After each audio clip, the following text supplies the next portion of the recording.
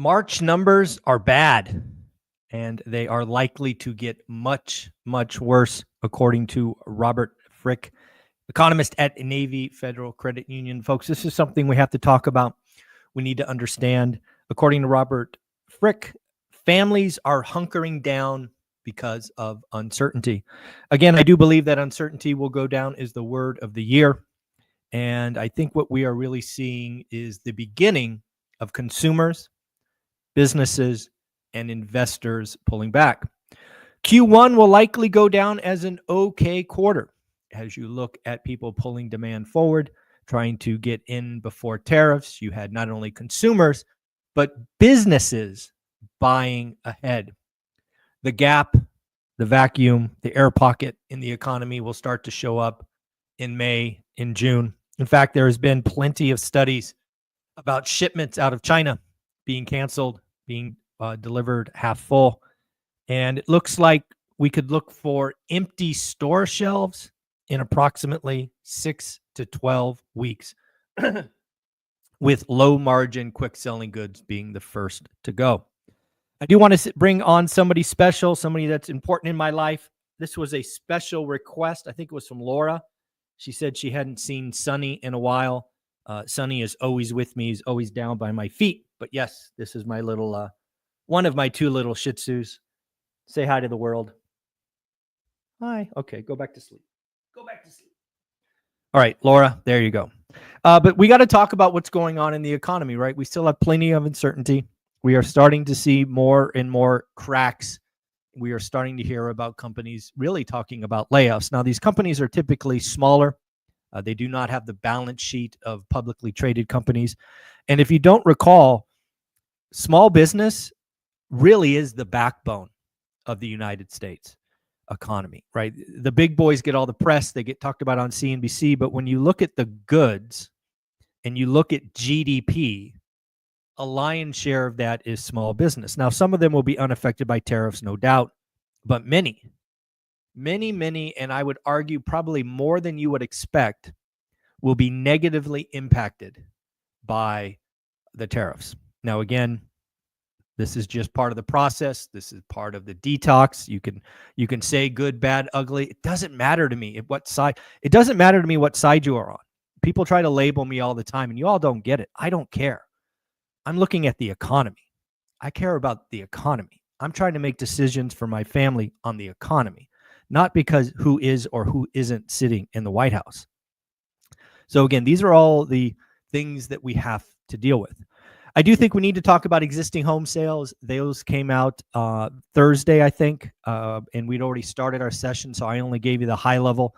There's some details underneath the covers that are important to discuss, so we'll talk about existing home sales. If you missed that episode, it was the worst March since 2009. We did an estimated 315,000 units. In March of 2009, we did 304,000. So not a great month to compare yourself to. Now, the annualized number, when you take the 315 and you work it into a 12-month calendar year, it's 4.02 million. Again, this is going exactly like I called. You guys know that I've been calling for sub 4 million. We just reported the first month of what's called the spring selling season. And this month that we are in, April and almost over, not looking much better, according to all the agents and brokers I speak with around the country. Transactions were down, frankly, 5.9% month on month and down 2.4% year on year. This is even though supply is up between 20 and 30%. First-time home buyers make up 32%. It was as low as 24, but again, first-time home buyers in a healthy or balanced market is 40%. And again, you have to remember this 32% is on a very low quantity of sales. Price, again, the Crash Bros want you to believe that crash is coming. Price is up again. It's a record for March, 403,700. It is interesting to note that increases are shrinking. This really goes to the fact that I called -1 to 1% for the year. I have been calling flat. I called flat last year. I'll call flat this year. I'll call flat next year. given price elasticity, given demand supply imbalances. We just need time for this broken housing market to work out. On top of that, all cash buyers made up only 26%. That is down from 28%. So again, the broken housing market is staying broken. Folks, great news. On Friday, I think we released a video, thanks to Mark, Financial Firefighter, reacting to your comments. Some of them were spicy. Some of them were heated. Some of them were quite nice. Mark really wants to do this live. So I had a cancellation today at 10 o'clock. You know, Dan Bird is out with it traveling, so we won't be doing Dan's session at 10, which I normally do. But we're going to go live right here on YouTube. I believe Mark will also be broadcasting it on X. We're going to go for 60 minutes.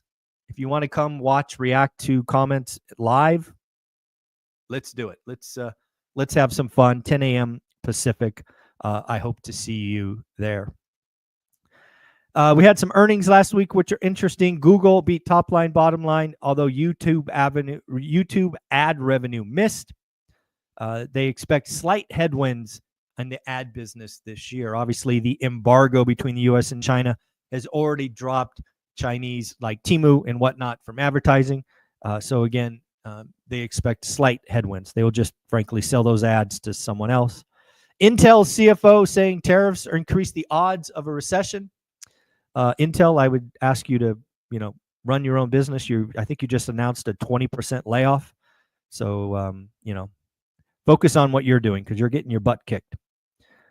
Fed Kashkari, some businesses indicate preparing for possible job cuts if uncertainty continues. This is the real risk, I believe, to the economy, is the uncertain nature in small business. I think a lot of them will,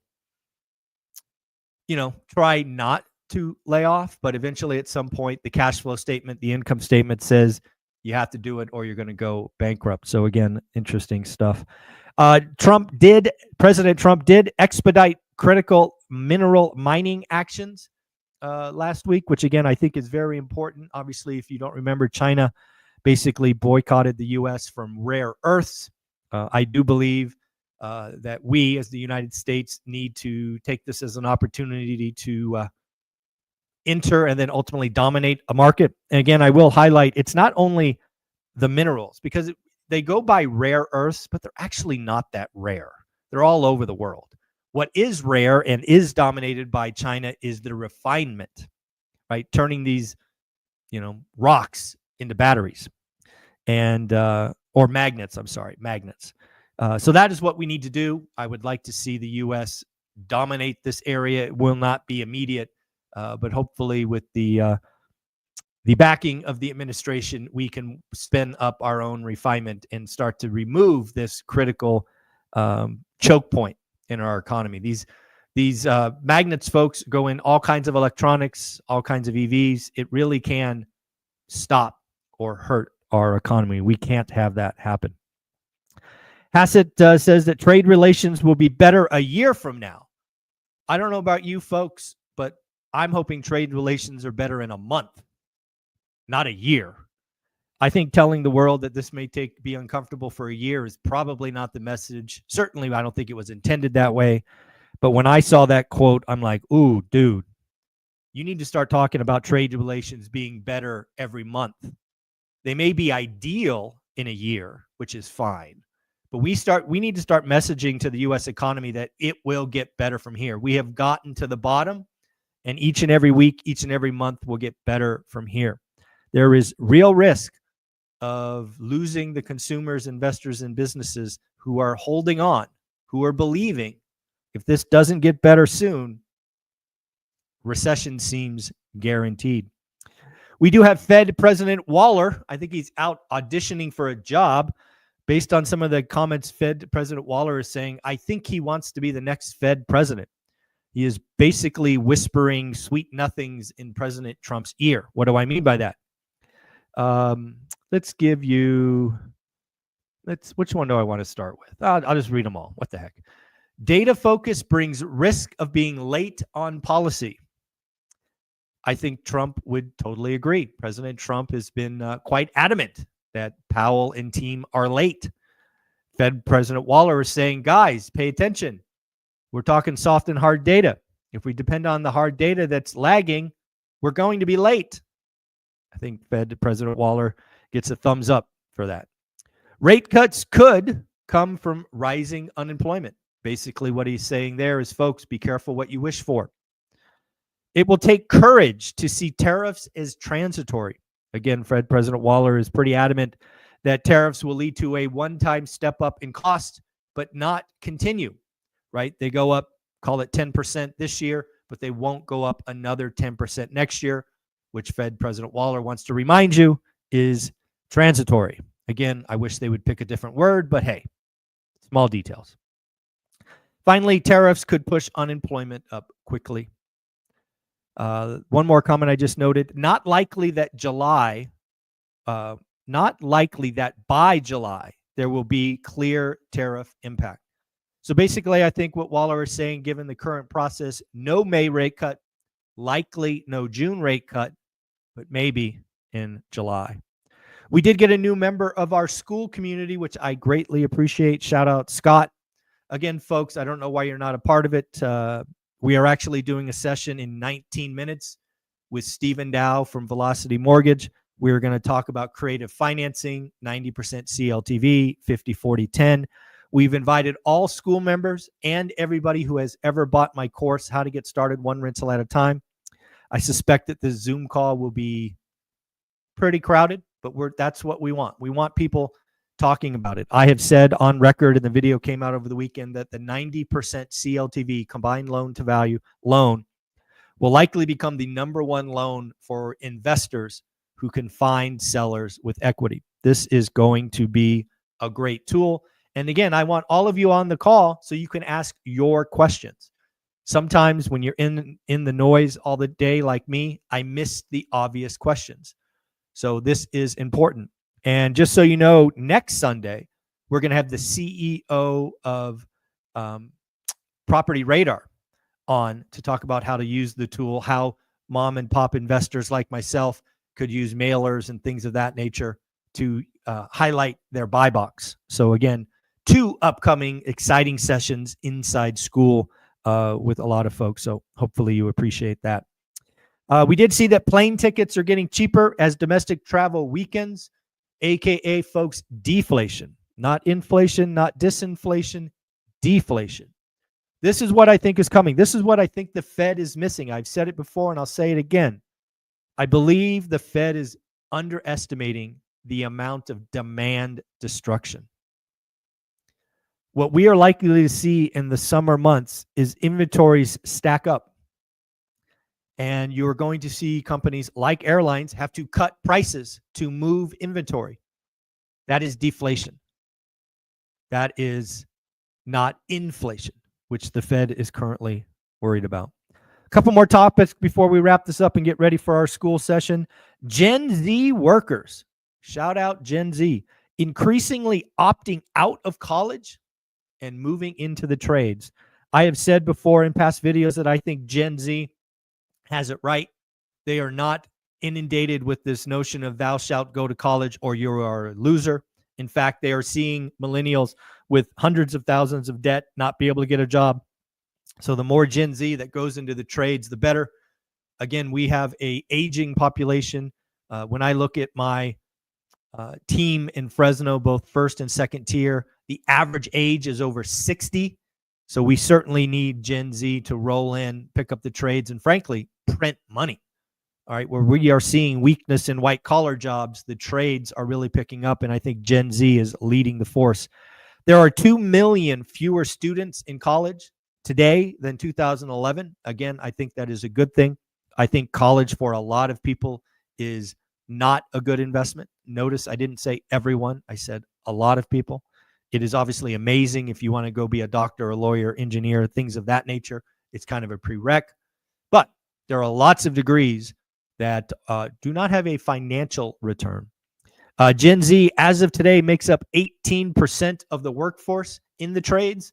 I think that number will only go higher from here.